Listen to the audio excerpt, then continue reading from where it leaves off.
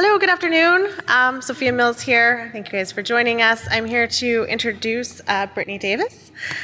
She will be joining us from Backstage Capital. She leads the Backstage Capital's deal flow team, where they identify and invest in pre-seed and seed stage companies, selecting investments for the fund and Accelerator. So please help me in welcoming her to the stage. Thank you. Thank you so much. And thank you for attending this session today. I'm really excited to explain kind of more of just what's going on in venture capital that we're seeing. Backstage Capital is a bit of a unique fund in that we focus on investing in more underrepresented founders. For us, we have really looked and seen that a lot of founders from different demographic groups, particular women, people of color, LGBT founders, a lot of them are being overlooked. That's just what we're seeing at Backstage Capital, and we've created an entire investment thesis around that. So because we've had this vantage point, I also do just want to show what's going on more generally and why this is important for all of us. Essentially, if you use a product, if you essentially build products, if you're at a company, a lot of those have been venture-backed. And we're seeing the trend that's actually seeing value within the diversity inclusion as a value add and something to build towards versus kind of being overlooked where we are today. So just to understand who's kind of in the room, are there any founders, current founders that are in the audience? Raise your hand, just understanding. Okay, so there are some founders, people that might want to start a company. Show of hands there. Okay. So you're in the right place. I think it's good to know what's going on in the VC space if that's something that you're considering down the road. Are there any potential future investors or current investors in the room? Okay, great. So yes, you're in the right spot. Okay, so just to level set here, some of the biggest companies that we all are familiar with, either on a product side or employer, if we're employed by any of these companies, including Docker, have been venture-backed. So this, again, really affects everyone. And when I was essentially getting on the path to venture capital, I took a look and saw that, one, a lot of the companies that are VC-backed are kind of all being started by a similar type of profile of person, as well as the people that have been funding these companies. So I just wanted to, essentially do some research and see.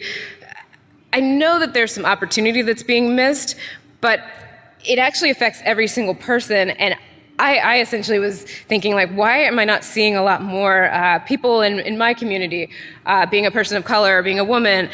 We have great ideas, like why don't I not see more companies that reach this mass scale that have got venture backing? So probably not a shocker to a lot of people, especially if you're a founder or on the investment side. In doing this research, I realized that venture capital has actually not changed that much since its inception in the 70s. So I'm also a former investment banker and essentially started looking at a lot of financial asset classes. Venture capital is actually a fairly new asset class. Started kind of the 70s is around the type of venture capital that we still operate from today, that type of model. And I showed a picture. Actually, in that picture is one of the founders of Kleiner Perkins, which is one of the bigger VCs that we know today. But then, honestly, now it's not that much different. Most VCs kind of look like this. This is actually just a stock photo, but I think you get the idea, where demographically it hasn't changed that much, and also how we do business. So as a whole, I would actually say it's a slow-moving industry in that we have not changed a lot of the practices of finding companies or who works in VC. It doesn't look that much different. But what has changed is everything else, right? So I think about how VCs actually identify opportunities. We really start at a macro level, at least Backstage Capital and some other funds. Most funds kind of think about what's going on in the world that will be relevant for the next 5, 10, 20 years, right? So we took a very macro approach and see there are huge demographic shifts, particularly in the US. Our fund is mostly US focused. And it's super relevant when thinking about who will be starting companies, as well as who should be also identifying what technologies are relevant for the next 20 years or so. And one of the biggest statistics that's very present is that the US is continually getting more diverse. In fact, we'll actually be, according to the US Census, be a majority minority country within a couple decades. And we're seeing that trend happen already taking place in a lot of cities within the US. As we source deals and talk with entrepreneurs, this is happening already, not just demographically, but who in these demographic populations are starting companies. So demographics coupled with technology and where we're at with technology, we're now in a place where there have been different waves of tech that have allowed more and more founders the ease of access of starting companies, as well as access to technology more broadly. And one of the biggest results is actually that the fastest growing group of entrepreneurs is women. And even within that group, it's actually women of color, specifically Black women, are the fastest growing group of entrepreneurs in the US right now. Full stop. But you don't really see a lot of women and people of color getting VC funding. So that just begs the question, why is this happening? And it really does start with who is in VC. So right now, just wanted to make sure that we're all getting the context, the full picture. There are some statistics more on women showing how underrepresented women are in the venture space. So about 11% of VCs at a partner level, essentially decision-making level, are in VC. And no shock there that then only about 12% of VC funding goes to companies with a woman on the founding team. So these statistics are show some pretty low numbers. Although the companies are there, the demographic shift is there. It's actually even worse for minorities, and the stats are kind of rolling in for that as well. But it's very clear that there's drastic parts of the population that are just being overlooked, creating amazing technology. And this is where I got outraged. Just being honest, I joined the industry and I'm thinking, we're actually all missing out on really good products, really good technology. And it's not just me being a Black woman and wanting to see other Black women start things that affect me personally. It's the fact that there are people in different demographic populations that are also creating innovative products and services that will affect us all globally.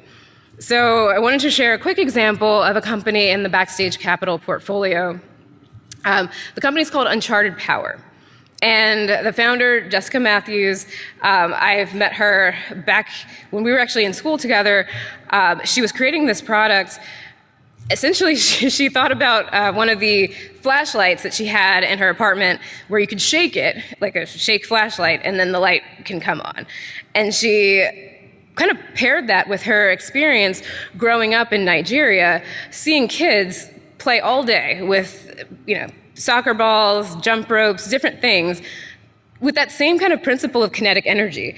And she thought, why can't we be using kinetic energy as a form of renewable energy? And that kind of light bulb went off back in 2012. So she was able to combine her, US, she was at Harvard education, plus her background in growing up in emerging markets like Nigeria, and create a product that could honestly change a lot of how we think about renewable energy. Amazing product. She struggled, though, to raise capital. Even though you see she's with President Obama, she has the prototype, it still took her a while to get to a point where she was reaching venture capital to get the scale that she needed. And now, fortunately, we've been able to invest, and that's been an awesome opportunity for us as VCs. So if you're an investor, these are huge opportunities that are honestly being overlooked more generally, but we've been able to take advantage.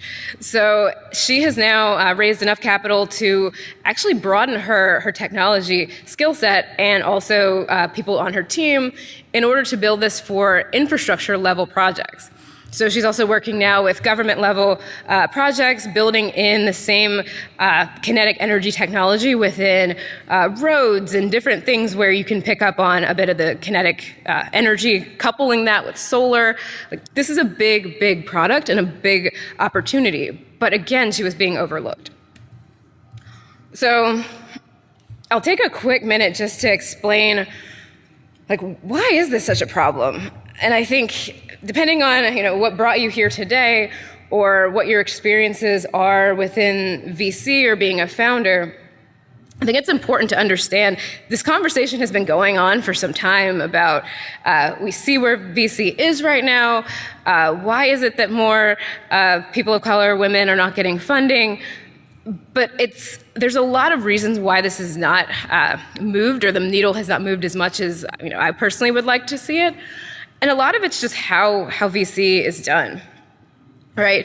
So just taking a step back to explain just the VC model and how people actually do investments, I think it's helpful if you're a founder just to know kind of what's going on.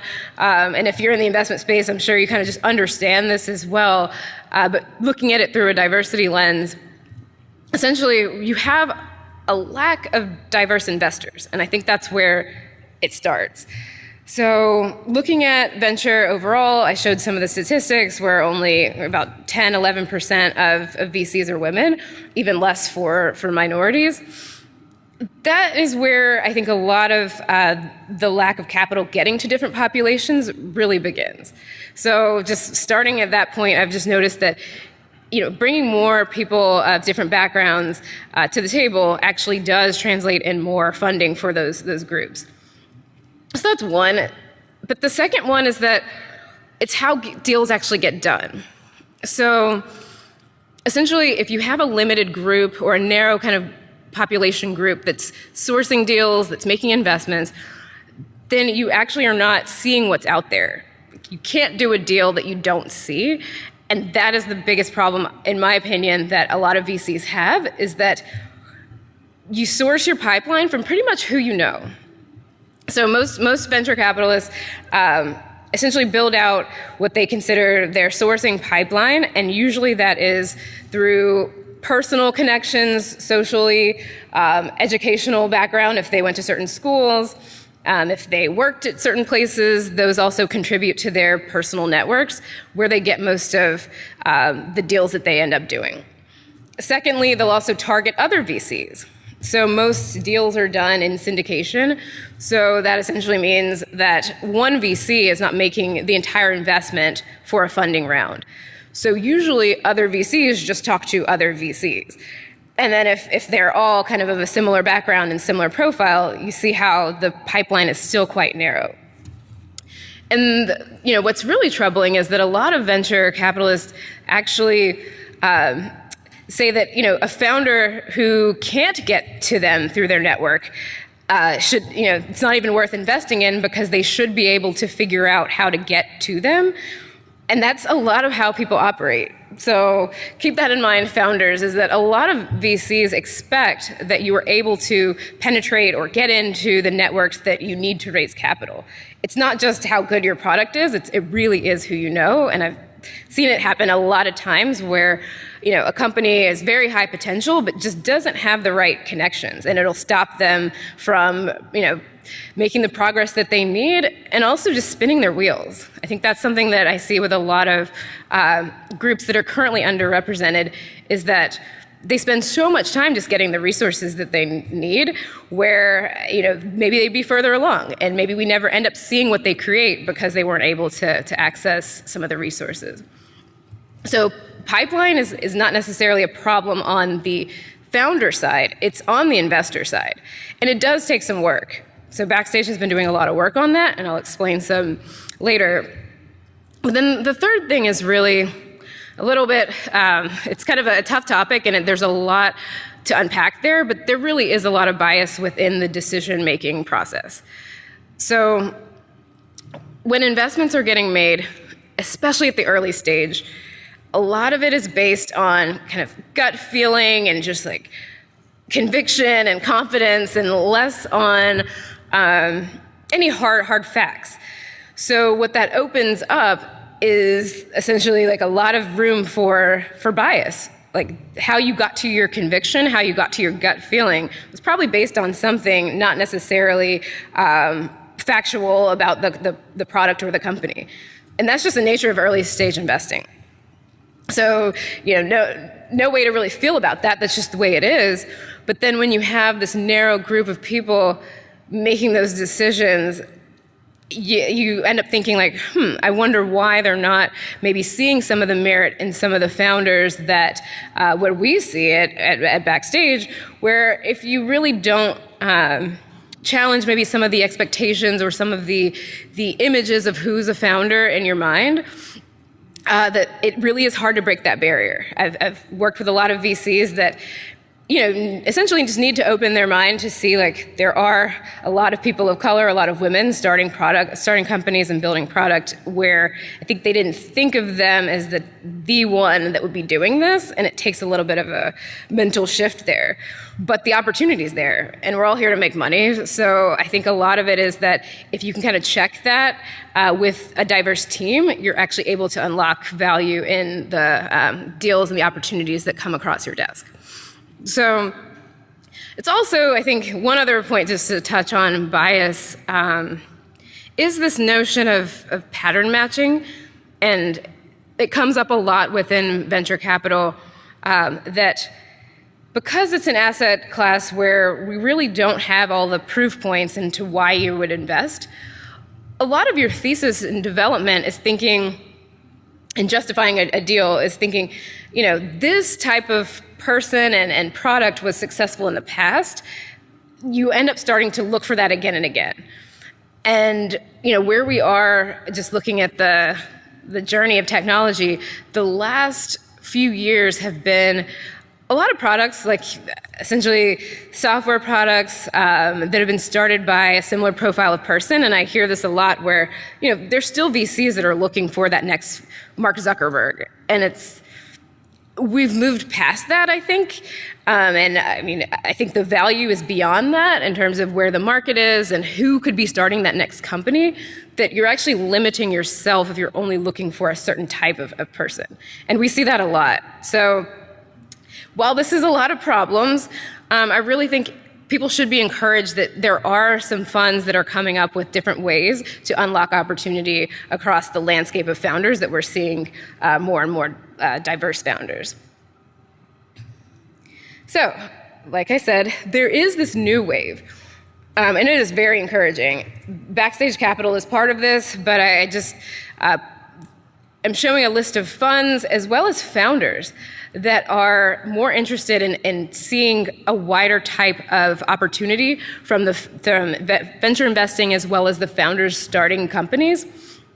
So I'll actually start with the founder side. There's this organization called Founders for Change, and you'll see here just this one photo is anywhere from Airbnb to the founders of Eventbrite. They are interested in even having VCs on their cap table that are more diverse than what historically has been the case. So this is very important if you're a founder as well, is that there are founders that recognize that this is actually a competitive advantage. We've had a few hundred founders sign this petition, but Founders for Change and different initiatives like this are real and they're happening. And I think people are seeing in this next wave that for better products, for better access to different customers, better overall profitability, you might need to surround yourself with different types of people. And then on the investor side, this is definitely happening through funds that are what's called emerging manager funds. And what this means is that there's a new wave of newer VCs coming into the market. So funds like Backstage Capital, there's others on the list like Cross Culture, Harlem Capital. There's definitely a lot of VCs that are challenging what has historically been the archetype of who's a venture capitalist, who's a founder, by just starting funds. And that's happening and also should be encouraging for everyone, because a lot of these VCs have just essentially come up with a thesis and access to deal flow that is valuable and are able to start a fund around it. And that is how a lot of this new wave is shaping out, where a new manager, a new investment fund is able to challenge kind of where VC has gone in the past and source new opportunities, ones that we might have never gotten a chance to see as consumers, as people that might want to interact with any of these companies or products. And I'm pretty excited about that because Backstage Capital is one of these emerging funds that has been able to start making at least some progress as a whole in terms of investing in more underrepresented founders for us, as well as across the market. So of course I'll take a minute to kind of plug Backstage Capital, but it also helps just to understand what's out there. There are definitely funds that are just taking a wider lens at what is opportunity to make money from venture capitalists, but also as a founder, if you think, I'm thinking about venture capital, there's just more opportunities out there. As I presented that entire slide of emerging funds, that creates opportunities for everybody on both sides. So again, Backstage has just recognized that there are founders that are being overlooked. We've taken a particular demographic perspective on that, but again, with emerging managers, a lot of them are looking at different segments of the population that are being overlooked and can create value there. So again, if you think about investing as an asset class, and this is how I think, coming from more of an investment banking perspective and then into tech, whenever you're thinking about investing, you really want to source opportunities that are high potential, going to create a lot of value, but that are currently overlooked or undervalued. Like, that's basic kind of financial 101 when you're thinking about investing. Something is, you see where it's going to go, but the rest of the market's not there yet. You invest, you make money. That's honestly our investment thesis, but we've just tailored it around what we're seeing in this overall demographic shift in the US. So again, focusing on women, people of color, LGBT founders, we really do see this as the biggest opportunity within VC, given all the macro demographic changes that we're seeing across the country. And we've been able to invest about $5 million into 100 companies, and then just recently invested in another 25 companies through an Accelerator program that we just launched in March. So again, this is good news for everyone, so that, if you're a founder and you have an idea, there's likely new emerging managers that have different theses that are able to source opportunities early and also add value. So the Accelerator is the way that we're doing that. Not just demographic diversity, but also location. So I get that not everyone is from, the Bay Area, and that's also where a lot of, at least across the country, I think most venture capital, I believe it's like upwards of 75% of VC, is actually only invested in 3 cities, and that's, the Bay Area, so Silicon Valley, Boston, and New York. But there's plenty of opportunities outside of that. So we've taken the opportunity to invest in different geographic markets that have been overlooked, such as Detroit, Philadelphia, LA is where Backstage was founded, so that's another market. And then London, which is an emerging market in itself when thinking about a lot of diversity that is coming across their kind of VC ecosystem. So yeah, essentially there's a lot more opportunity at this new emerging level that has opened up a lot of opportunity for founders that are interested in capital. So this is what this looks like. So this is Backstage Capital. This was taken, I think, last year. Essentially, this is about half of our portfolio at the time and all of our team. So I just think that looks cool, so I just wanted to show everyone that this is kind of where the world is shaping out to be, and this is what we're building our fund and our portfolio to look like too. And you just don't really see that much yet in VC, but it really is changing. Like, if there's one takeaway that you get from this, is that within the next 5 to 10 years, people are definitely making the shift to catch up with a lot of the diversity that we're seeing in the population, and that it does matter when you're creating products and when you're creating technology and places for people to work, et cetera. So this is pretty exciting. And again, we've grown from this. Our portfolio is probably about 50% larger than what's here in this photo. And yeah, it essentially keeps proving that there are enough founders out there that don't fit kind of the profile of what we've seen before, and that the opportunity is just wider. Yeah, so that's pretty exciting. And then my kind of final point is that there is this future that's happening right now and that's coming. And one great thing about being at an emerging fund, investing at the pre-seed, which is like the earliest stage level, is that we see what's happening kind of next. So the companies that we're working with are going to be those companies 5-10 years from now that hopefully, everyone has heard of, that you're using their products, that you potentially could be working with them and potentially investing in them if they've IPO'd or anything like that. That really is the future, that picture that I just showed.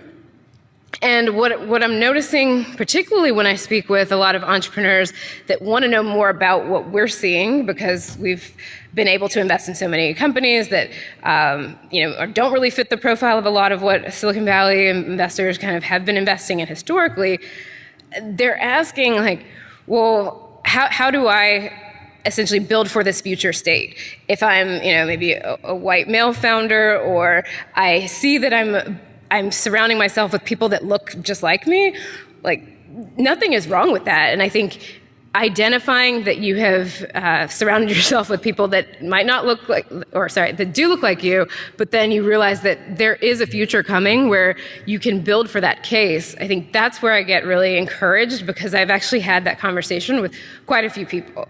And I showed this slide about Founders for Change. That's founders that are demanding that their teams and investors are more diverse, not us. But then investors are seeing that, to build for this next 10 years, et cetera, that's going to be valuable, and that's going to be what you're going to have to do. So I will talk about this concept of diversity debt, because most of us here are technical, and I think most of people have heard the term technical debt, and we see it a lot with startups, especially investing at the early stage, where they've surrounded themselves with a team that wants to help, and like you're a founder, you bring on a co-founder, you scrap together a product, and then you're realizing that as you build and scale, that product, you didn't architect it for a scalable, essentially, product that it works efficiently. I've seen it a bunch of times. They've had to kind of go back and revise some things. So that's the concept of technical debt. And it's very real in terms of diversity debt. It happens all the time, where you will see companies, big companies. We've seen it happen where there are companies that have had big missteps publicly with, even the facial recognition one comes to mind, where companies will release a product where their facial recognition technology doesn't recognize like a significant portion of the population with deeper skin tones and different facial features. And you're like, how could that happen? It's because a lot of the diversity debt, or essentially, they have not thought about building for a future where customer markets, their clients are going to be people from different populations. So we see this a lot with early stage founders that think they don't need to focus on this. But if you want to stay competitive, even now, 5 years from now, 10 years from now, you really should be thinking about who you're surrounding yourself with, so that you can be more competitive. And then the data is starting to support this. It's still early in terms of a lot of research being done on the real value of inclusion as a business strategy. But even just seeing some of the data come in, it's clear that there is a financial benefit to really understanding diversity and inclusion at your company, so that you can actually build better products. There are studies from BCG to McKinsey, all of them are showing that diverse management teams really do translate to increased profitability. So if you're starting a company and you're interested in working to get venture capital investment, know that it's happening on all sides. VCs are recognizing it at the very earliest stages that there is an opportunity here. And then also, if you want to be competitive just long term, you also should just be considering it. So just wanted to make sure that that's on everyone's radar, because that's what we're seeing. And it really does start at the beginning. So that's kind of the final point, is that Backstage Capital invests at the early stage. And if you don't think about this kind of day one and think of it as an opportunity, you really could be missing out. And even showing the product and the company that we've invested in, Uncharted Power, she's still under the radar for most areas, or most places don't know what she's building. And that's technology that really does have an impact globally. And if we don't all just start looking around a bit more and seeing, what could I be missing? You might be missing out on a lot of stuff if you're not really thinking about inclusion and the value of it. Not just doing it because it's, socially responsible, but there's real value there. And, VCs, again, we're here to essentially invest and make money, and that is definitely one of the biggest opportunities we've seen, and also a lot of VCs are starting to pick up on this. So thank you for letting me share that part of kind of what's going on in VC, and I would love to answer any questions or discuss anything that you guys would like. I think I'm open for questions. There's 2 mics on either side. Thank you.